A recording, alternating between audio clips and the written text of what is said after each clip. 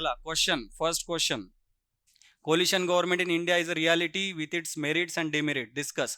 भारतातील आघाडी सरकार व्यवस्था ही एक वास्तवता आहे, तिचे फायदे आणि तोटे चर्चा करा. आता या ठिकाणी आपल्याला सांगितलेलं आहे ऑलरेडी काय डिमांड आहे. ओके, सो डिमांड आपल्याला इथेच कळून जात आहे की आघाडी सरकार जी असते, कोलिशन गव्हर्नमेंट, आघाडी सरकार म्हणजे आपल्याला माहित आहे. ओके, दोन किंवा जास्त पॉलिटिकल पार्टी सोबत येऊन जे सरकार बनवतात त्याला आपण आघाडी सरकार बनतो. महाराष्ट्रातल्या लोकांना सांगण्याची गरज नाही. आपण किती वर्ष झाले आघाडी सरकार पाहतोय आणि मागच्या 5 वर्षात तर कशा कशा पाहिल्या. ओके. त्यामुळे आपल्याला माहित आहे की आघाडी सरकार कशी असते, कशी बनते, कशी तोडते पण. ओके. तर त्याची व्यवस्था ही वास्तवता आहे. आता केंद्रात सुद्धा आहे. फक्त आता महाराष्ट्रातच नाही आहे, की ओव्हरऑल तुम्ही पाहिलं आता केंद्रामध्ये पण आपल्याला दिसते. 14 ते 24 मध्ये आपल्याला पूर्ण मेजॉरिटीची सरकार दिसते. आता त्या ठिकाणी सुद्धा आपल्याला कोलिशन गव्हर्नमेंट दिसते. सो त्याचे तुम्हाला merit demerit clear cut question आहे. इथे जास्त विचार करण्याची गरज नाही आहे. स्ट्रेट फॉरवर्ड क्वेश्चन आहे. फायदे आणि तोटे सांगायचे, मेरिट्स अँड डिमेरिट्स आघाडी सरकारचे. त्यामुळे इथे हेडिंग बनवण्यामध्ये तुम्हाला बिलकुल डिफिकल्टी असायला नको. ओके. आणि तुम्हाला बिलकुल त्याच्यामध्ये काही पॉलिटिकल अँगल असायला नको पाहिजे. यामध्ये होऊ शकते एखादा पॉलिटिकल अँगल निघून जाईल, तुम्ही नाही द्यायचं आहे. आपल्याला अपॉलिटिकल राहायचं आहे, अराजनैतिक, ज्यावेळेस आपण आन्सर रायटिंग करतो. फक्त क्लिअर कट फॅक्ट्स, फायदे आणि तोटे सांगायचे. कोणत्याही आघाडी सरकारचं या ठिकाणी एक्झाम्पल देऊ नका. ओके, की हे आघाडी सरकारमध्ये हे फायदे होते किंवा या आघाडी सरकारमध्ये हे तोटे आहे. ते अननेसेसरी पॉलिटिकल होऊन जाते आन्सर. त्यामुळे ते अवॉइड करायचं आहे आपल्याला. लोकस, तुमचा कोणत्या सिलेबसच्या कोणत्या पार्टमधून आलेला आहे क्वेश्चन? निवडणूक सुधारणा, जे आपला इलेक्ट्रोल रिफॉर्म्स. आता सिलेबसमध्ये एक्झॅक्टली निवडणूक सुधारणा दिलेल्या नाहीत, परंतु आपल्याला एक माहीत आहे UPSCचा पॅटर्न कसा असतो. त्यामध्ये इलेक्ट्रोल रिफॉर्म्स हा एक सेपरेट अनहिडन चॅप्टर असल्यासारखा आहे. त्यामुळे आपल्याला, आणि हे करंट अफेअर्सच्या रिलेटेड असतो. आणि त्यांना जेव्हाही जर तुम्ही प्रश्न विचारले की हा कुठून आलाय, तर ते सांगतात रिप्रेझेंटेशन ऑफ पीपल ऍक्ट तुमच्या सिलेबसमध्ये आहे. जर तो आहे म्हणजे ओव्हरऑल आम्ही इलेक्शनबद्दल कोणताही प्रश्न विचारू शकतो. त्यामुळे हे आयडिया हे तुम्हाला माहीत पाहिजे. निवडणूक सुधारणा आणि फोकस काय? आघाडी सरकार, फायदे तोटे, एवढंच आपल्याला सांगायचं आहे. इंट्रोडक्शनमध्ये आपण सांगू शकतो कलम 164 राज्यांबद्दल किंवा केंद्राबद्दल जर मला सांगायचं असेल तर मी कलम 75 सांगेल. या ठिकाणी राष्ट्रपती 75 मध्ये आणि 164 मध्ये जे मुख्यमंत्री आहेत, गव्हर्नर जे आहेत, त्यांची सरकारला मान्यता देत असतात. तर आघाडी सरकारला मान्यता किंवा कोणत्याही सरकारला मान्यता कोण देत असतो? राष्ट्रपती किंवा गव्हर्नर. कलमही तेच आहे, कलम बदलत नाही. आघाडी सरकार, तर आघाडी सरकारचं वेगळं काही कलम नसते, कलम तेच आहे. कलम 75 मध्ये राष्ट्रपती मान्यता देतात, 164 मध्ये गव्हर्नर त्याला मान्यता देत आहे, राज्यपाल मान्यता देत आहे.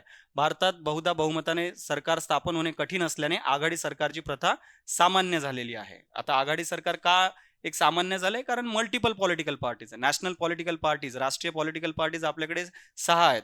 आणि जे रिजनल पॉलिटिकल पार्टीज आहे, प्रादेशिक, ते आपल्याकडे हंड्रेड्समध्ये आहेत. ठीक आहे. ते एवढ्या मोठ्या नंबरमध्ये जर सगळेच जर इलेक्शन फाईट करत असतील तर चान्सेस हे असतात की तुमची कोलिशनच गव्हर्नमेंट बनणार, आघाडी सरकार बनणार.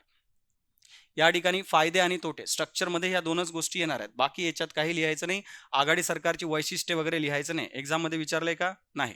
प्रश्न किती मार्काचा आहे? 10 मार्काचा. 10 मार्काचा प्रश्नामध्ये जर आपल्याला माहित आहे की 2च हेडिंग बनत असतात जास्तीत जास्त, 3 हेडिंग फार रेअरली एखाद्या वेळेस 10 मार्काच्या क्वेश्चनमध्ये बनतात, अदरवाईज 2च हेडिंग बनतात. जर फायद्याची एक हेडिंग बनत आहे आणि तोट्याची हेडिंग बनत आहे, मेरिट्स आणि डिमेरिट्सची, जे की ऑलरेडी तुम्हाला दिलेलं आहे क्वेश्चनमध्ये की मेरिट सांगा, डिमेरिट सांगा. ओके, त्यामुळे 2 हेडिंग तर तुम्हाला दिले, त्यामुळे अननेसेसरी तिसरी हेडिंग इथे बनवायची नाही की आघाडी सरकारची वैशिष्ट्ये वगैरे, गरज नाही आहे. जेवढं विचारलंय पहिल्या लेक्चरपासून, लास्टच्या लेक्चरमध्ये पण मी सांगितलं होतं, आणि समर्पणच्या लेक्चर, आन्सर रायटिंगच्या लेक्चर्समध्ये पण मी सांगत असतो क्लासमध्ये. जेवढं विचारलंय तेवढीच गोष्ट आपल्याला लिहायची आहे. फायदे आणि तोटे, मेरिट डेमेरिट, तेवढंच आपल्याला लिहायचं आहे. ओके, एक 4-5 मिनिट देतो.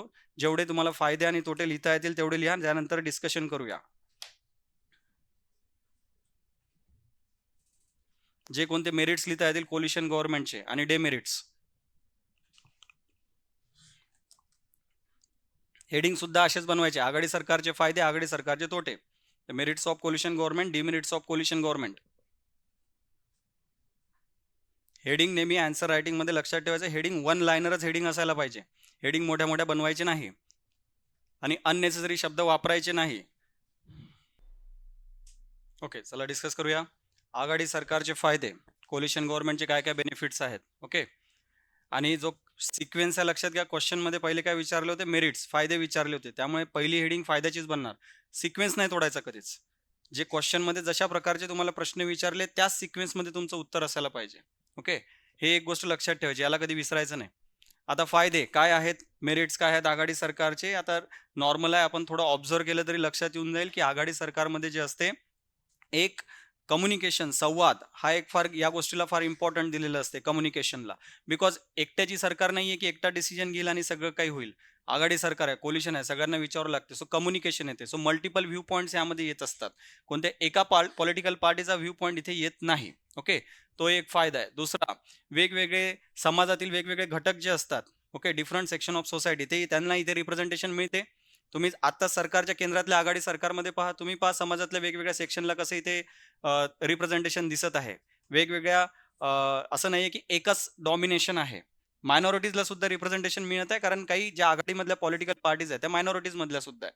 त्यामुळे ते आपल्याला दिसून येते की डिफरंट सेक्शन ऑफ सोसायटी, समाजातल्या वेगवेगळ्या घटकांना सुद्धा बेनिफिट्स मिळतात.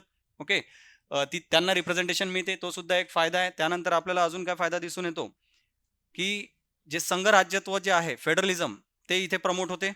राईट, कारण काय, राज्यातल्या बऱ्याचशा political parties, regional political parties तुम्हाला केंद्रामध्ये आघाडी सरकार बनवताना दिसतात. आघाडी सरकारमध्ये जेडीयू बी आहे ना, सध्या टीडीपी आहे ना.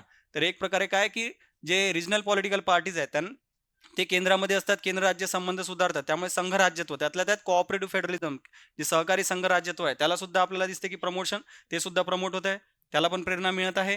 तो पण एक फायदा आहे आघाडी सरकारचा. त्यानंतर कोणत्याही प्रकारची डिक्टेटरशिप, आर्बिटरी डिसिजन किंवा हुकुमशाही हे आपल्याला आघाडी सरकारमध्ये दिसत नाही. त्यामुळे एक जे लोकशाहीचं जे तत्व आहे, ते तत्व आपल्याला दिसून येते.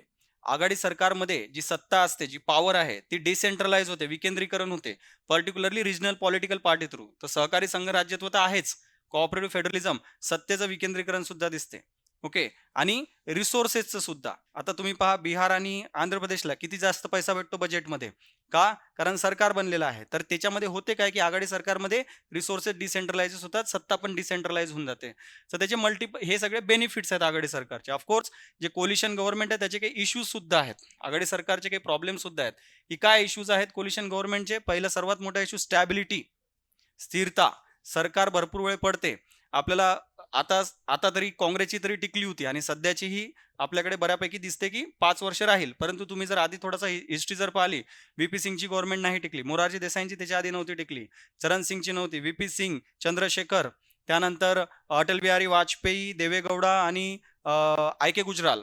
आपल्याला हे दिसते की इनस्टॅबिलिटी असते आघाडी सरकारमध्ये, ती टिकण्याचे चान्सेस कमी असतात. आणि मागेही आपल्याला माहित होतं, जे आपल्याला महाराष्ट्रातच झालं होतं, उद्धव ठाकरे यांची सरकार होती, ओके, नाही टिकली. सो आघाडी सरकारमध्ये इनस्टॅबिलिटी हा एक मोठा इश्यू आहे. ओके, त्यानंतर आपल्याला दिसते की केंद्र सरकार वाटेल तसे डिसिजन नाही घेऊ शकत. ज्यावेळेस गरज असेल, बराच वेळ त्यांना हे पॉलिटिक्सनुसार जावं लागते बाकीच्या पॉलिटिकल पार्टीच्या. ओके, जसं की काँग्रेस गव्हर्नमेंट होती, ज्यावेळेस मनमोहन सिंग ज्यावेळेस पंतप्रधान होते, त्यांना एक डिसिजन घ्यायचा होता, बांगलादेशसोबत ॲग्रीमेंट साईन करत होता तिस्ता रिव्हरचा. परंतु टीएमसी पॉलिटिकल पार्टी त्यावेळेस कोलिशन गव्हर्नमेंटमध्ये होती, त्यांनी तो करू दिला नाही. त्यांनी म्हटलं, जर ॲग्रीमेंट साईन केलं तर आम्ही सरकार सोडतो. मग इच्छा असून पण करू शकले का? नाही, बिकॉज त्यांची रिजनल पॉलिटिक्स होता. मग ते आघाडी सरकारमध्ये येते. डिसिजन घेण्यामध्ये विलंब, डिले जो होतो डिसिजन मेकिंगमध्ये, तो एक प्रॉब्लेम आपल्याला या ठिकाणी दिसून येतो आघाडी सरकारमध्ये. बराच वेळ सगळ्यांना विचारत डिसिजन घेणे, यामध्ये सुद्धा आघाडी सरकारमध्ये बराच वेळ आपल्याला दिसते की वेळ निघून जातो आणि वेळेवर डिसिजन ज्यावेळेस गरज असेल त्यावेळेस तो डिसिजन होत नाही. ओके, यामध्ये रिजनल पॉलिटिकल पार्टीज जे असतात त्यांची ब्लॅकमेलिंग, तो सुद्धा एक फार मोठा प्रॉब्लेम दिसून येतो, की जर तुम्ही आमचं नाही ऐकलं तर आम्ही सरकार मोडू. त्यामुळे जे एक प्रकारे जे ब्लॅकमेलिंग चालते, ओके, स्वतःच्या बेनिफिटसाठी, ते आपल्याला आघाडी सरकारमध्ये दिसून येते. स्ट्रॉंग गव्हर्नमेंट जर असेल, जर पूर्ण सरकार असेल ज्याच्याकडे बहुमत आहे, मग त्याला ब्लॅकमेलिंगची गरज पडत नाही.